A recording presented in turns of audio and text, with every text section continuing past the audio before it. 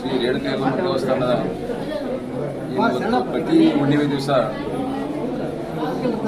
ಸಂಭ್ರಮದಿಂದ ಭಕ್ತಾದಿಗಳು ಆಚರಣೆ ಮಾಡ್ತಕ್ಕಂಥದ್ದು ಭಾಳ ಸಂತೋಷ ಇದೆ. ನಾನು ಸಹಿತ ಸುಮಾರು 25-30 ವರ್ಷದಿಂದ ಸಹಿತ ಅಲ್ಲಿಂದ ನಾನು ಇರ್ತಕ್ಕಂಥ ನಮ್ಮ ಟಿ ಬಸವಣ್ಣರದ್ದು ಅವರೆಲ್ಲ ಇದ್ದಾಗ ನಾನು ಇಲ್ಲಿ ದರ್ಶನ ಮಾಡಿಕೊಂಡಿದ್ದೆ. ಮತ್ತು ಈ ಒಂದು ದಿನ ನಮ್ಮ ರಮತ್ನಾಳ್ ಬಸವರಾಜಪ್ಪನವರು ನಮಗೆ ಈ ಒಂದು ದರ್ಶನ ಮಾಡ್ತಕ್ಕಂಥ ಒಂದು ಪುಣ್ಯ ಕಲ್ಪಿಸಿಕೊಟ್ಟಿದ್ದಾರೆ.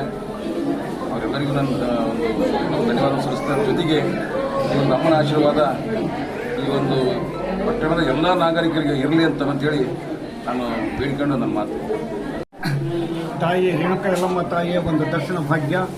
ಈ ಒಂದು ಭಾಗ್ಯವನ್ನು ನಮ್ಮ ರಮತ್ನಾಳ್ ಬಸವರಾಜಪ್ಪರು ನಮ್ಗೆ ಒದಗಿಸಿಕೊಟ್ಟಿದ್ದಾರೆ. ಈ ಹಿಂದೆ ನಾನು ಈ ಒಂದು ಗುಡಿಗೆ ಬರ್ತಾ ಇದ್ದೆ. ಈಗ ರೇಣುಕಾ ಯಲ್ಲಮ್ಮ ತಾಯಿಯ ಭಕ್ತನಿದ್ದೇನೆ.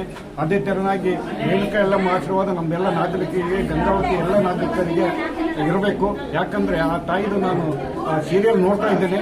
ದಿನಾಲು ಒಂದು ದಿನ ತಪ್ಪಿಸದೇ ರೇಣುಕಾ ಯಲ್ಲಮ್ಮ ತಾಯಿದು ನೋಡ್ತಾ ಇದ್ದೇನೆ. ಭಾಳ ಭವ್ಯಪುರದಂಥ ಭಕ್ತರಿಗಾಗಿ ಸಾಕಷ್ಟು ರೀತಿಯಲ್ಲಿ ಆ ತಾಯಿ ಕಾಪಾಡಿದ್ದಾಳೆ ಭಕ್ತರನ್ನ. ಆ ಒಂದು ದಿಶೆಯಲ್ಲಿ ಈ ಒಂದು ಕಾರ್ಯಕ್ರಮ ಹಮ್ಮಿಕೊಳ್ಳಲಾಗಿದೆ ಮತ್ತು ಎಲ್ಲರಿಗೂ ಒಂದು ಮಹಾಪ್ರಸಾದ ಆಗಿದೆ.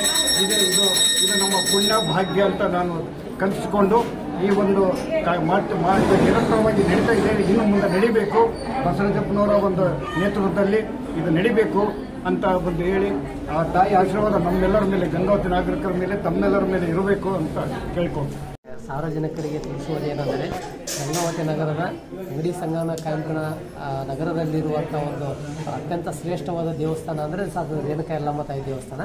ಆಮೇಲೆ ಇಲ್ಲಿ ಧರ್ಮಕರ್ತರಾದ ಗಂಗಮ್ಮ ತಾಯಿಯವರ ನೇತೃತ್ವದಲ್ಲಿ ಮತ್ತು ನಮ್ಮ ಅಧ್ಯಕ್ಷರಾದ ರಮತ್ನಾಳ್ ಬಸವರಾಜಪ್ಪನವರ ಒಂದು ಅಧ್ಯಕ್ಷತೆಯಲ್ಲಿ ನಡೆದಂಥ ಎಲ್ಲ ಕಾರ್ಯಕ್ರಮಗಳು ಒಳ್ಳೆಯ ಒಂದು ವಿಜೃಂಭಣೆ ನಡೆದವು. ಇನ್ನೊಂದು ವಿಶೇಷ ಏನಾದರೆ ಈ ದೇವಸ್ಥಾನಕ್ಕೆ ₹1 ಯಾವುದೂ ಒಂದು ಆದಾಯ ಇಲ್ಲ. ಆದರೂ ಇಲ್ಲಿ ಪ್ರತಿಯೊಂದು ಯಾವುದೇ ಕಾರ್ಯಕ್ರಮದಲ್ಲಿ ಚೆನ್ನಾಗಿ ಇಲ್ಲೇ ಒಂದು ಮಾಡ್ಕೊಂಡು ಹೋಗ್ತಾರೆ. ಅದಕ್ಕೆ ಅಮ್ಮನೆಯವರೇ ಒಂದು ಗಂಗಮ್ಮ ತಾಯಿಯವರೇ ಕಾರಣ. ಹಂಗಾಗಿ ಇಲ್ಲಿ ಪ್ರತಿಯೊಂದು ಭಕ್ತರು ಬಂದು ಇಲ್ಲಿ ದೇವಿ ಒಂದು ಸನ್ನಿಧಾನಕ್ಕೆ ಬಂದು ತಮ್ಮ ಒಂದು ಸೇವೆ ಮತ್ತು ಭಕ್ತಿಯನ್ನು ಸಲ್ಲಿಸಬೇಕಂತ ತಮ್ಮಲ್ಲಿ ನನ್ನ ಕಳಕಳಿಯನ್ನು ಮನವಿ. ಈಗ ಅಗಡಿ ಸಂಗಣ ಕ್ಯಾಂಪಿನಲ್ಲಿ ಶ್ರೀ ರೇಣುಕಾ ಯಲ್ಲಮ್ಮ ದೇವಸ್ಥಾನ ಇತ್ತೀಚೆಗಂತೂ ಭಾಳ ಅಭಿವೃದ್ಧಿ ಕಾಣ್ತಾ ಇದೆ.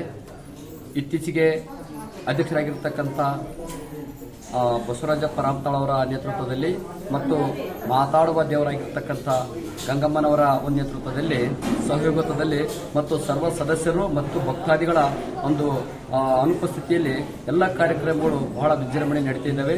ಪ್ರತಿ ಹುಣ್ಣಿಮೆಗಂತೂ ಅನ್ನಪ್ರಸಾದ ಮತ್ತು ಪೂಜೆ ಕೈಂಕರ್ಯಗಳು ಸದಾಗ ಸಾಂಗವಾಗಿ ನೆರವೇರುತ್ತದೆ. ಪ್ರತಿಯೊಬ್ಬ ಭಕ್ತರು ಹುಣ್ಣಿಮೆಗೊಂದ್ಸರಿ ಅಂತ ಅಲ್ಲದೆ ಪ್ರತಿ ಮಂಗಳವಾರ, ಶುಕ್ರವಾರ ಈ ತಾಯಿಗೆ ಬಂದು ಅವರ ಪಾತ್ರಕ್ಕೆ ಕೃಪರಾಗಿ ಅವರ ಅನುಗ್ರಹ ಪಡ್ಕೊಂಡು ತಮಗೆ ಬೇಕಾದ್ದೆಲ್ಲ ಪಡ್ಕೊಂಡು ಇವತ್ತು ಆನಂದ ಬೂದಿಯಲ್ಲಿ ತೇಲುತ್ತಿದ್ದಾರೆ.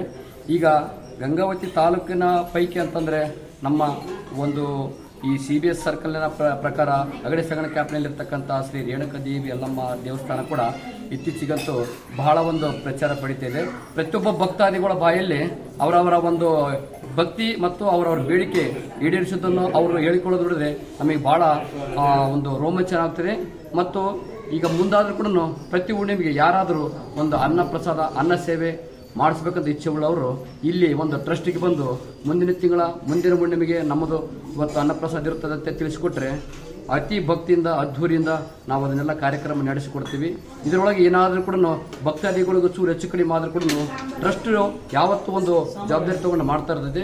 ಪ್ರತಿಯೊಬ್ಬ ಭಕ್ತಾದಿಗಳಾಗಲಿ, ಅಧ್ಯಕ್ಷರಾಗಲಿ, ಉಪಾಧ್ಯಕ್ಷರಾಗಲಿ, ಭಕ್ತರು ಎಲ್ಲರಲ್ಲಿ ಒಂದು ಸವಿನಯ ಪ್ರಾರ್ಥನೆ ಏನಪ್ಪ ಅಂದ್ರೆ ಎಲ್ಲರೂ ಆ ಅಮ್ಮನ ಕೃಪೆಗೆ ಪಾತ್ರರಾಗಬೇಕಾಗಿ ವಿನಂತಿ. ದೇವಿ ದೇವಸ್ಥಾನ ಅಗಡಿ ಸಂಗಮ ಕ್ಯಾಂಪ್ ಗಂಗಾವತಿ ಇವತ್ತು ಗೌರಿ ಹುಣ್ಣಿಮೆಯ ನಿಮಿತ್ತವಾಗಿ ದೇವಸ್ಥಾನದಲ್ಲಿ ಪೂಜಾ ಪುನಸ್ಕಾರಗಳು ನಡೆದವು ಮತ್ತು ಬಂದ ಭಕ್ತರಿಗೆ ಪ್ರಸಾದ ವ್ಯವಸ್ಥೆ ಕೂಡ ಮಾಡಲಾಗಿದೆ. ಇದು ಪುರಾತನ ದೇವಸ್ಥಾನ ಆದ್ದರಿಂದ ಭಕ್ತರು ಬಹುಮಾನದಿಂದ ಸೇವೆ ಸಲ್ಲಿಸಬೇಕಾಗಿದೆ. ಹುಣ್ಣಿಮೆದಂತೆ ಪ್ರತಿ ಹುಣ್ಣಿಮೆ ಬೆಳಗ್ಗೆ 5 ಗಂಟೆಗೆ ಅಮ್ಮನ ಅಭಿಷೇಕವಿರುತ್ತದೆ. ತದನಂತರ ಭಜನಿ ಜಾತ್ರೆಯಿಂದ ಮಹಾಮಂಗಳಾರತಿ 12ರಿಂದ 1 ಗಂಟೆ ತನಕ ಮಹಾಮಂಗಳಾರತಿ 1 ಗಂಟೆಯಿಂದ 4 ಗಂಟೆವರೆಗೂ ಮಹಾಪ್ರಸಾದ ಇರುತ್ತೆ ಅಮ್ಮನದ್ದು. ಇದು ಪ್ರತಿ ಹುಣ್ಣಿಮೆಗೂ ಕಂಟಿನ್ಯೂ ಆಗಿ ಇದೇ ಥರ ಅಮ್ಮನ ನಡ್ಕೊಂಡು ಅದೇ ಈ ಒಂದು ಕಾರ್ಯಕ್ರಮಕ್ಕೆ ಆಗಮಿಸಿದಂಥ ಶ್ರೀ ಗಿರಿಗೌಡರು, ಮಾಜಿ ಕಾಡ ಅಧ್ಯಕ್ಷರು ಹಾಗೂ ಶ್ರೀ ವಕೀಲರಾದಂಥ ಪಟೇಲ್ ಶೆಟ್ಟಿ ಅವರು ಆಗಮಿಸಿದ್ದಾರೆ.